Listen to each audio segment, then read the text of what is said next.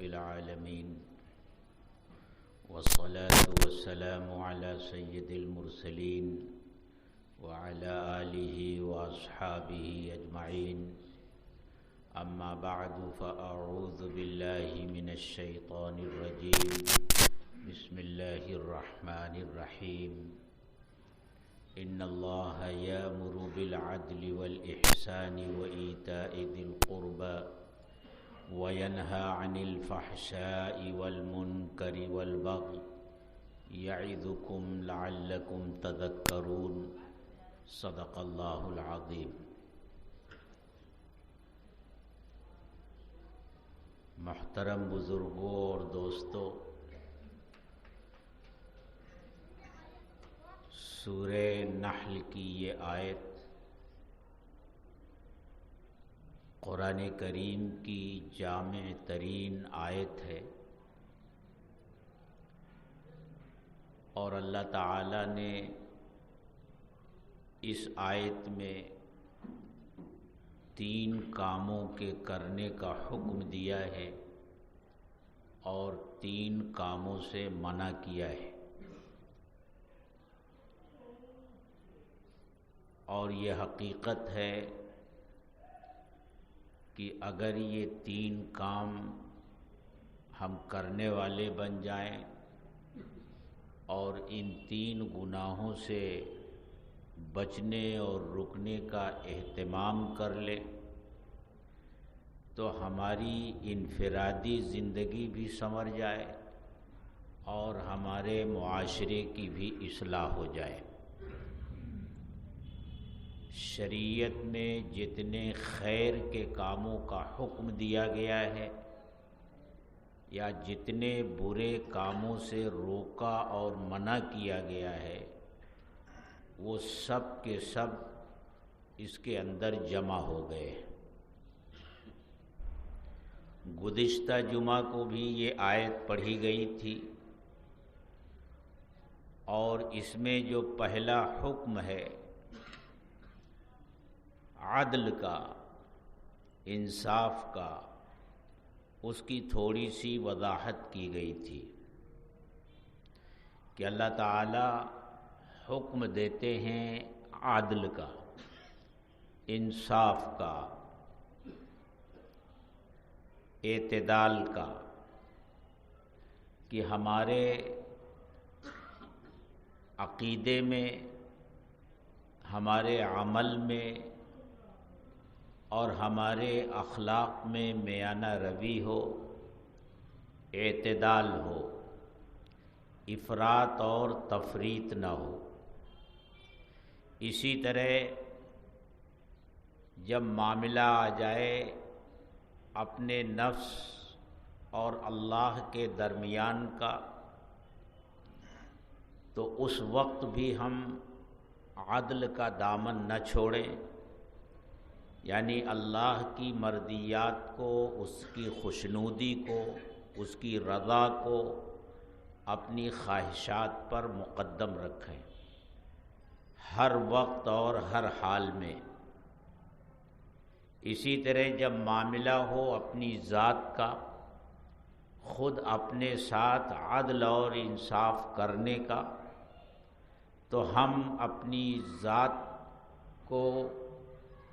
گناہوں میں ڈال کر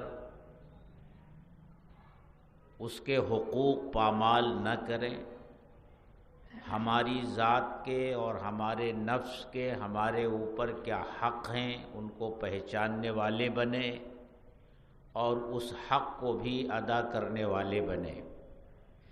اسی طرح جب معاملہ ہو اپنی ذات اور دوسروں کے درمیان، تو اس وقت بھی ہم انصاف کا دامن ہاتھ سے نہ چھوڑیں۔ لوگوں کا معاملہ جب ہمارے پاس آ جائے، 2 فریقوں کے درمیان کوئی فیصلہ کرنا ہو، تو اس وقت بھی ہم ہر ایک کو اس کا حق دلانے کی کوشش کریں، کسی جانب بھی ہمارا رجحان نہ ہو، ہم کسی کی بیجا حمایت کرنے والے نہ بنیں، چاہے اس کے ساتھ ہمارا کتنا ہی گہرا اور قریبی تعلق کیوں نہ ہو۔ ظاہر سی بات ہے کہ جب ہر شخص کے اندر یہ بات آ جائے گی کہ وہ اللہ کے حق کو پہچاننے والا بن جائے گا، خود اپنے حق کو پہچاننے والا بن جائے گا، لوگوں کے حق کو پہچاننے والا بن جائے گا اور ان سب کے اوپر عمل کرنے والا بن جائے گا، تو اس کی اپنی ذات کی بھی اصلاح ہو جائے گی اور معاشرے کی بھی اصلاح ہو جائے گی۔ تو یہ باتیں میں نے مختصراً گزشتہ جمعہ کو عرض کی تھی کہ اللہ تعالیٰ جن 3 کاموں کو کرنے کا حکم دیتے ہیں ان میں پہلا کام ہے عدل کا، انصاف کا۔ دوسرا کام جس کا حکم اللہ تعالیٰ نے فرمایا وہ احسان ہے۔ ارشاد ہے کہ اللہ حکم دیتے ہیں عدل کا اور احسان کا۔ جس طرح عدل کے مفہوم میں بڑی وسعت ہے اور اس کا معنی بہت وسیع ہے، اسی طرح احسان کے بھی 2 مفہوم ہیں۔ احسان کے معنی ہوتے ہیں اچھا کرنا، تو اس کے اعتبار سے احسان کا مطلب یہ ہو گیا کہ ہم اپنے ہر عمل کو اچھا کریں۔ مثلاً ہم نماز پڑھتے ہیں تو نماز کو اچھا کر کے پڑھیں، روزہ رکھتے ہیں تو روزے کو اچھی طرح رکھیں۔ اسی طرح جتنی عبادتیں ہیں، ہمارے جو اخلاق ہیں، سب کو اچھا کریں، ہر ایک میں حسن پیدا کریں۔ جیسے مثلاً نماز کا احسان یہ ہے کہ اللہ کے رسول صلی اللہ علیہ وسلم نے ارشاد فرمایا ان تعبد اللہ کأنک تراہ فإن لم تکن تراہ فإنہ یراک، کہ تم اللہ کی عبادت اس طرح کرو کہ گویا تم اللہ کو دیکھ رہے ہو۔ نماز کی نیت باندھ کر جب کھڑے ہو تو دل و دماغ میں یہ بات ہونی چاہیے کہ تم اللہ کو دیکھ رہے ہو، ایسے حضور کی کیفیت ہونی چاہیے۔ اور فرمایا کہ اگر یہ کیفیت پیدا نہیں ہوتی ہے تو کم از کم دل میں یہ احساس ہونا چاہیے کہ اللہ مجھے دیکھ رہا ہے۔ ظاہر سی بات ہے اس کیفیت کے ساتھ اور اس احساس کے ساتھ جب نماز پڑھی جائے گی تو وہ نماز خوبصورت ہوگی، وہ نماز اچھی ہوگی۔ اسی طرح ہر عمل کو اچھے طریقے سے کرو۔ احسان کا ایک مفہوم یہ ہے کہ ہر عمل کو اس کی ذات میں اچھا کرو، اچھی طرح کرو۔ اور دوسرا مطلب یہ ہے کہ لوگوں کے ساتھ اچھا برتاؤ کرو، اچھا سلوک کرو۔ پہلے عدل کا حکم دیا۔ عدل کا مطلب یہ ہوتا ہے کہ اگر آپ کے اوپر کسی کا حق ہے تو جتنا حق ہے اس کو دے دو، اس کے اوپر آپ کا جتنا حق ہے آپ اتنا لے لو، برابر سرابر، کمی زیادتی مت کرو۔ عدل کا مطلب یہ ہوتا ہے ہر ایک کو اس کا حق دو اور تمہارا حق اس کے اوپر جو ہے وہ لے لو، اپنے حق سے زائد مت لو اور اس کے حق میں کمی مت کرو، برابر برابر معاملہ کرو۔ یہ عدل ہے۔ احسان اس سے اوپر کی چیز ہے، احسان اس سے اوپر کی چیز ہے کہ جس کا حق تمہارے اوپر ہے نہ صرف یہ کہ اس کا حق دو بلکہ اس کے حق سے زائد اس کو دو، اور تمہارا جو حق اس کے اوپر ہے اس سے اپنے حق سے کم لینے پر راضی ہو جاؤ۔ یہ احسان ہے۔ یوں سمجھ لیجئے کہ عدل تو فرض اور واجب کے درجے میں ہے، اور احسان نفل اور مستحب کے درجے میں ہے۔ جب معاشرے میں یہ دونوں چیزیں آئیں گی، عدل آئے گا کہ آدمی اپنے حق سے زائد نہیں لے گا اور کسی کا حق نہیں مارے گا، تو معاشرے میں بگاڑ پیدا نہیں ہوگا۔ اور جب اس سے اوپر اٹھ کر ہر ایک کو اس کے حق سے زائد دینے کی کوشش کرے گا، اور اگر وہ دوسرا آپ کو آپ کے حق سے کم دے رہا ہے اور آپ اس پر راضی ہو جائیں،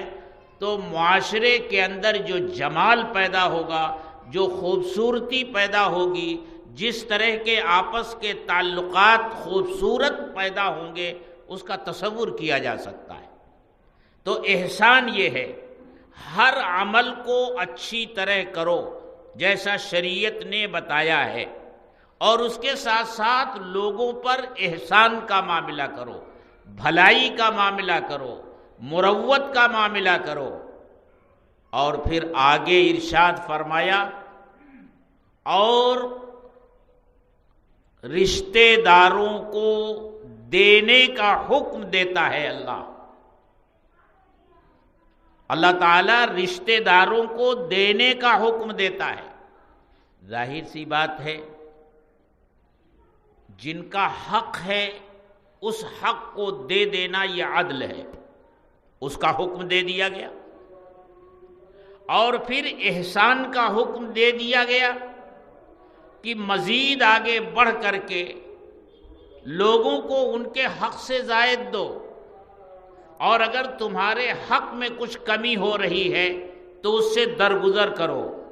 ظاہر سی بات ہے، احسان کے اندر رشتے داروں کا حق دینا، ان کے ساتھ حسن سلوک کرنا، یہ بھی آ گیا۔ لیکن اللہ تعالیٰ نے پھر اس کو اہتمام کے ساتھ ذکر فرمایا کہ رشتے داری، قرابت داری، اس کا بڑا حق ہے ہر ایک کے اوپر، اور اس حق کو ادا کرنا انتہائی ضروری ہے۔ رشتے داروں کا مقام اور ان کا مرتبہ دوسرے لوگوں سے زیادہ ہے۔ ایک رشتے دار پر دوسرے رشتے دار کا حق اوروں سے زیادہ ہے، اس لیے ان کے ساتھ خصوصی معاملہ کرو، ان کے ساتھ احسان اور مروت کا خصوصی معاملہ کرو۔ اسی لیے اللہ تعالیٰ نے ان کو الگ کر کے ذکر فرمایا۔ اب رشتہ داری کیا ہے، رشتہ داروں کا حق کیا ہے، اور اس کی ادائیگی کے کیا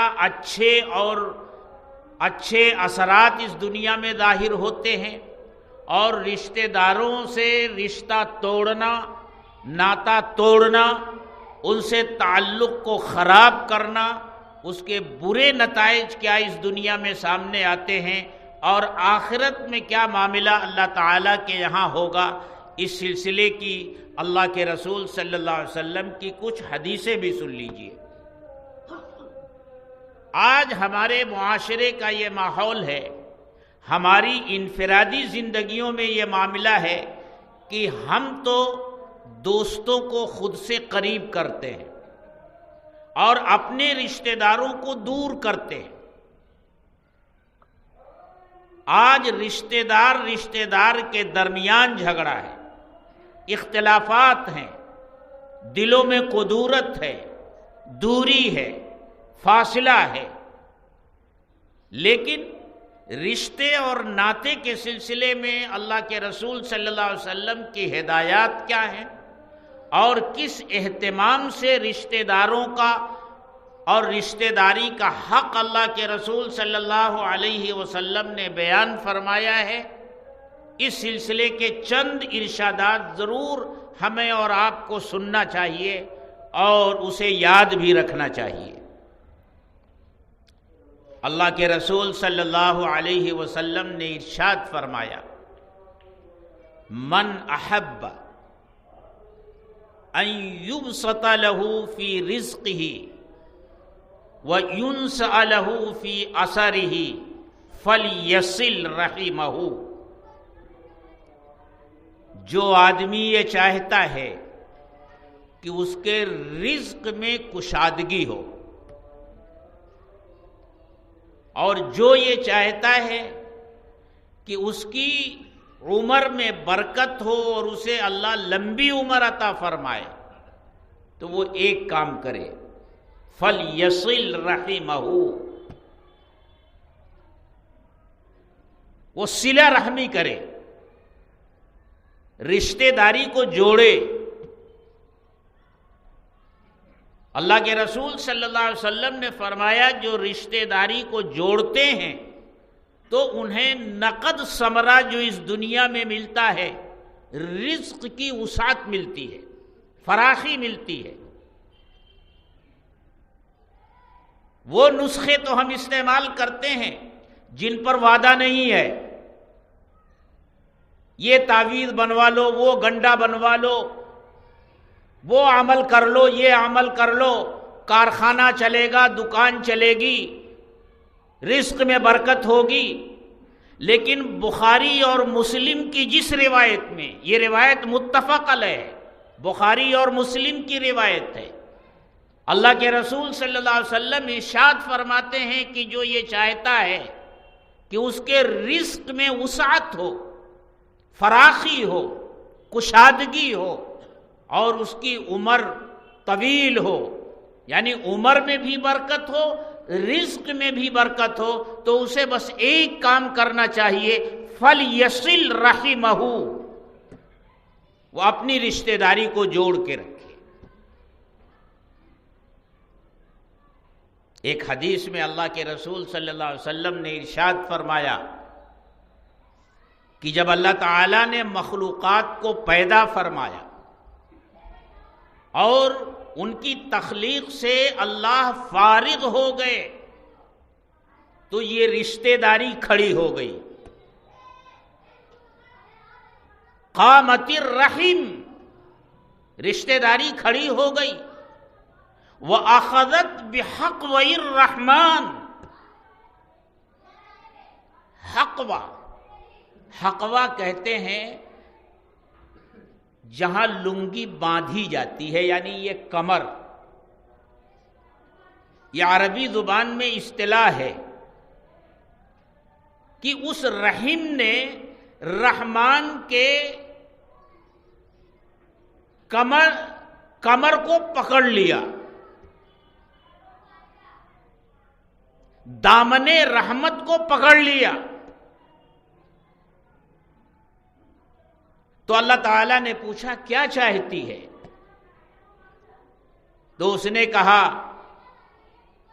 ھذا مقام العائذ بک من القطیعۃ، یہ وہ جگہ ہے جہاں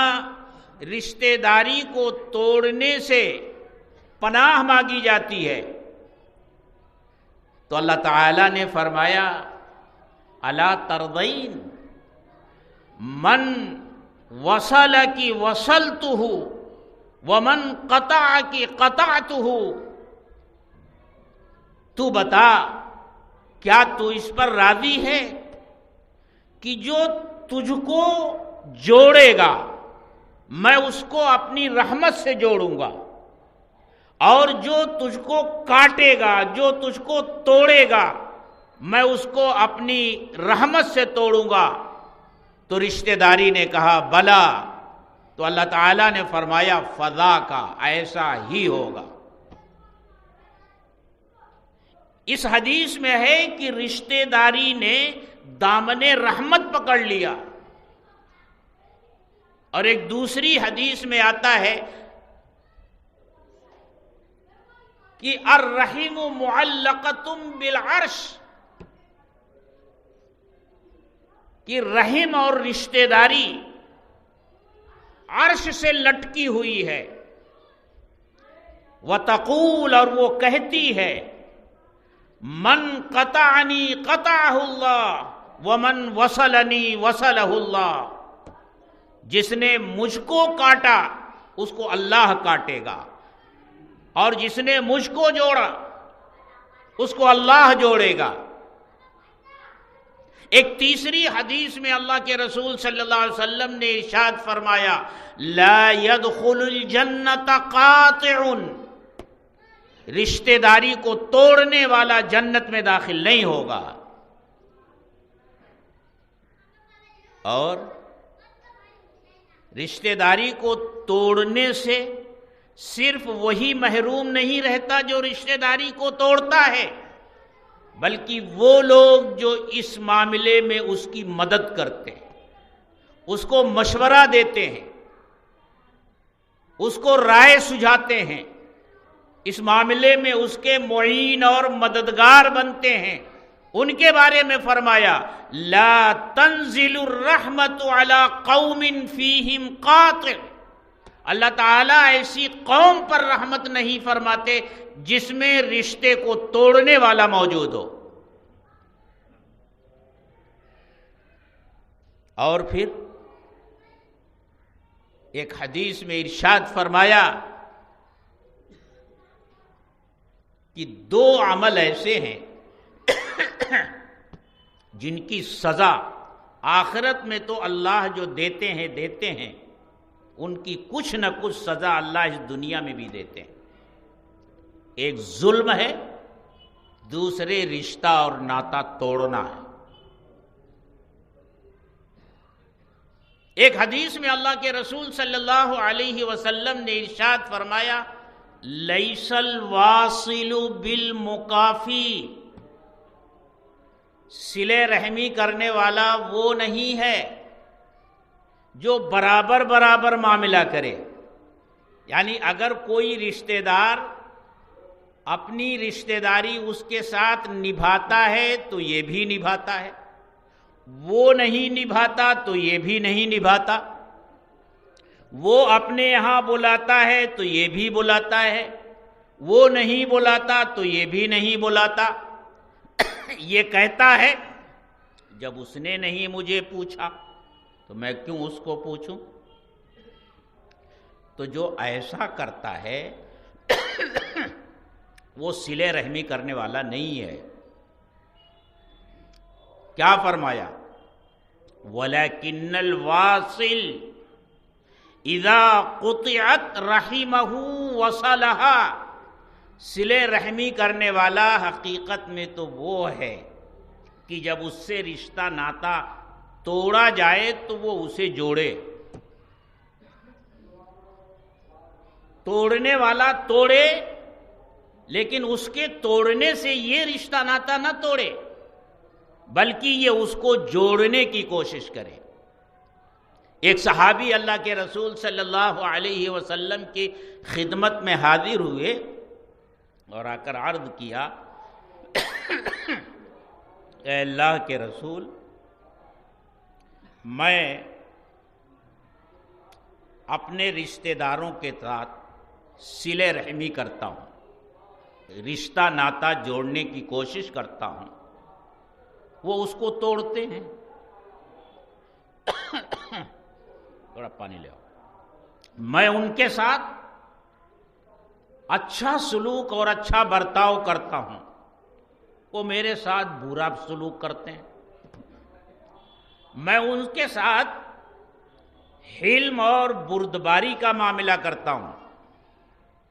ان کی طرف سے پہنچنے والی تکلیفوں کو برداشت کرتا ہوں، اور وہ میرے ساتھ جہالت کا معاملہ کرتے ہیں۔ میں کیا کروں؟ اللہ کے رسول صلی اللہ علیہ وسلم نے ارشاد فرمایا جیسا تم کہہ رہے ہو اگر ایسا ہی ہے تو تم ان کے منہ میں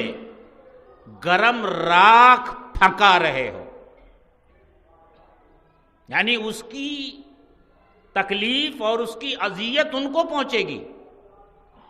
اور رہا تمہارا معاملہ تو اگر وہ تمہارے ساتھ برا معاملہ کرتے ہیں، تمہارے ساتھ جہالت کا معاملہ کرتے ہیں، تمہارے رشتہ داری جوڑنے کے جواب میں وہ اس کو توڑنے کی کوشش کرتے ہیں، تو یاد رکھو وہ تمہیں کوئی نقصان نہیں پہنچا سکیں گے، اللہ تمہارا مددگار ہوگا۔ اتنی اہمیت ہے میرے دوستو رشتہ اور ناتا جوڑ کر رکھنے کی، اور یہ اتنا اہم معاملہ ہے۔ آپ جانتے ہیں کہ اللہ کے رسول صلی اللہ علیہ وسلم کو مکی زندگی میں تکلیف پہنچانے والے جو لوگ تھے، ان میں آگے آگے آپ کے قرابت دار تھے، آپ کے رشتہ دار تھے، آپ کا چچا ابو لہب تھا، اور اسی طرح خاندان کے بہت سارے لوگ تھے جو آپ کو ایذا پہنچاتے تھے، لیکن اس کے باوجود اللہ کے رسول صلی اللہ علیہ وسلم نے ہر موقع پر ان کے ساتھ اپنی رشتہ داری کا خیال رکھا۔ ایک موقع پر اللہ کے رسول صلی اللہ علیہ وسلم نے ارشاد فرمایا کہ ان آل ابی لیسوا باولیاء، ابو فلاں کے اولاد یہ میرے اولیاء نہیں ہیں، میرے ولی اور میرے دوست تو اللہ ہیں اور ایمان والے ہیں، لیکن میرے اور ان کے درمیان رشتہ داری ہے، میں رشتہ داری کی تری سے ان کو تر کرتا ہوں، یعنی رشتہ داری ہونے کی وجہ سے جو حق ان کا میرے اوپر ہے اور جو تعلق کا تقاضا ہے میں اس کو پورا کرتا ہوں۔ تو ایمان نہ لانے کے باوجود، ہم مذہب نہ ہونے کے باوجود، اللہ کے رسول صلی اللہ علیہ وسلم ان کے ساتھ یہ معاملہ فرماتے تھے۔ تو اللہ تعالیٰ نے 3 کاموں کا حکم دیا، ان اللہ یامر بالعدل والاحسان وایتاء ذی القربى، کہ اللہ حکم دیتے ہیں انصاف کا، احسان کا اور رشتہ داروں کو دینے کا، رشتہ داروں کو دینے کا۔ کیا دینا ہے، کتنا دینا ہے، اس کی کوئی تفصیل اللہ نے ذکر نہیں کی، دینے کا اللہ حکم دیتے ہیں۔ اس لیے ضروری ہے کہ ہمارے معاشرے میں اللہ نے جنہیں نوازا ہے وہ سب سے پہلے اپنے رشتہ داروں کا خیال رکھیں۔ رشتہ داروں کو دینے سے دوہرا اجر ملتا ہے، اس لیے اپنے احسان کی ابتدا رشتہ داروں سے کریں، ان کی رزق کی وسعت کا فائدہ سب سے پہلے رشتہ داروں کو ملنا چاہیے۔ تو یہ 3 کام ہیں جن کا حکم اللہ نے دیا ہے، اور 3 برے کام ہیں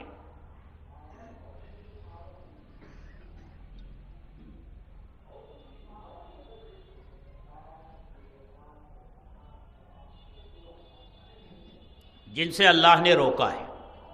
فرماتے ہیں وَيَنْهَا عَنِ الْفَحْشَاءِ وَالْمُنْكَرِ وَالْبَغْيِ، اور اللہ منع کرتے ہیں بے حیائی کے کاموں سے۔ فحشا وہ گناہ کے کام جن کا گناہ ہونا ظاہر ہے، جن کی برائی ہر کوئی جانتا ہے، اور یہ فحشا جو ہے یہ قول میں بھی ہوتا ہے، فعل میں بھی ہوتا ہے۔ گالی دینا یہ فحش ہے، زناکاری فحش کام ہے، بے حیائی کا کام ہے، ننگا پن، برہنہ ہونا، اپنے ستر کو کھولنا، یہ بھی فحش ہے۔ تو جو کھلے ہوئے گناہ ہیں، بے حیائی کے کام ہیں، اس میں ساری بے حیائیاں آ گئیں جو معاشرے میں ہوتی ہے یا کسی شخص کی انفرادی زندگی میں ہوتی ہے، اللہ اس سے منع کرتا ہے۔ اور منکر سے منع کرتے ہیں۔ منکر کا مطلب ہر گناہ، جس کام کو اللہ تعالیٰ نے ناجائز قرار دیا ہے، حرام قرار دیا ہے، وہ منکر ہے۔ اور اللہ تعالیٰ ظلم اور زیادتی سے منع فرماتے ہیں۔ تو 3 کاموں کا اللہ تعالیٰ نے حکم دیا ہے اور 3 کاموں سے اللہ تعالیٰ نے روکا ہے۔ اب آپ غور کیجئے کہ اگر ہم میں سے ہر شخص کی انفرادی زندگی میں یہ تینوں کام آ جائیں اور 3 گناہوں سے ہم بچنے والے بن جائیں، اور پھر ہمارے معاشرے میں بھی اگر یہ چیز آ جائے، اللہ کا یہ 3 حکم ہمارے معاشرے میں زندہ ہو جائے، عدل کا، احسان کا اور رشتہ داری کا حق ادا کرنے کا، رشتہ داری کا حق ادا کرنا، یہ ہمارے معاشرے میں آ جائے، اور پھر 3 گناہوں سے بچنے کا اہتمام ہمارے معاشرے میں آ جائے، بے حیائی، اللہ کی نافرمانی اور ظلم اور زیادتی، تو پھر ہماری زندگی بھی اللہ کو راضی کرنے والی زندگی بن جائے گی، اور ہمارا معاشرہ بھی اللہ کو راضی کرنے والا معاشرہ بن جائے گا۔ یہ آیت کریمہ، جیسا کہ میں نے کہا، ہمارے علماء فرماتے ہیں، خاص طور سے حضرت عبداللہ ابن مسعود رضی اللہ تعالیٰ عنہ فرماتے کہ قرآن کریم کی جامع ترین آیت ہے، اور اسی لیے اس آیت کو خطبہ جمعہ کا حصہ بنایا گیا ہے۔ ہر جمعہ کو یہ آیت کریمہ ہم اور آپ سنتے ہیں۔ اب آخر میں ایک اعلان جو میں نے کل اس سے پہلے جمعہ کو کیا تھا کہ کچھ پیسے ملے، اور وہ پیسے میرے پاس ہیں۔ گزشتہ جمعہ کو نماز کے بعد اعلان کیا تھا، لیکن کوئی لینے نہیں آیا، اس لیے ایک مرتبہ پھر میں وہ اعلان کرتا ہوں کہ بھائی جس کا پیسہ ہو وہ آ کر مجھ سے لے لے۔ بڑا سخت حکم ہوتا ہے، یہ لقطہ ہے، گری پڑی چیز کا اٹھانا، اس کا حکم بڑا سخت ہے۔ حضرت امام اعظم ابو حنیفہ رحمۃ اللہ علیہ فرماتے ہیں، میں نے اپنی زندگی میں جو 2-3 دھوکے کھائے ہیں، اس میں سے ایک بڑھیا نے مجھے دھوکہ دیا تھا، اور واقعہ بتایا کہ میں جا رہا تھا اور کوئی چیز پڑی ہوئی تھی، ایک بڑھیا نے مجھے اشارے سے بلایا، وہاں کھڑی تھی، اور جب میں وہاں پہنچا تو اس نے اس چیز کی طرف اشارہ کیا، میں سمجھا کہ یہ اٹھانے کے لیے کہہ رہی ہے، لیکن جب میں نے اس کو اٹھایا تو وہ چلتی بنی، یعنی اس نے اپنا بوجھ میرے سر پر ڈال دیا۔ اب میں اعلان کرتا پھروں کہ بھئی یہ چیز کس کی ہے، اس کو پہنچانے کی ذمہ داری اب میری ہو گئی۔ تو یہ بڑا اہم مسئلہ ہوتا ہے، گری پڑی چیزوں کا اٹھا لینا اور پھر حقدار کو پہنچانا۔ خاص طور سے اب چونکہ یہاں اس مسجد میں یا وضو خانے میں یا جہاں بھی وہ پیسہ ملا ہو میرے پاس آیا، اب ظاہر ہے کہ کوئی اللہ کا بندہ نماز پڑھنے کے لیے ہی آیا ہوگا، اس کا پیسہ گر گیا، ہو سکتا ہے کہ وہ فرض پڑھ کے بھاگ گیا ہو، جیسا کہ اکثر عادت ہوتی ہے، یا اس نے سنا نہ ہو،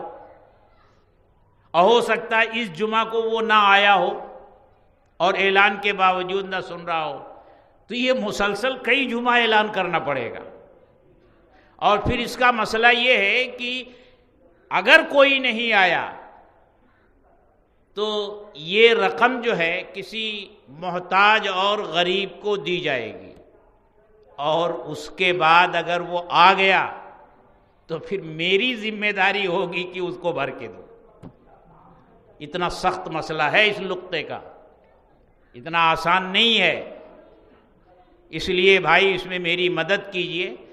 کہ آپ بھی چرچا کیجئے، ذکر کیجئے، بھائی کچھ پیسہ ملا ہے مسجد میں، اور پچھلے جمعہ کو بھی اعلان ہوا تھا، اس جمعہ کو بھی اعلان ہوا، لیکن وہ اللہ کا بندہ آ نہیں رہا ہے، وہ میرے پاس ہے، وہ آ کر لے جائے۔ وآخر دعوانا الحمد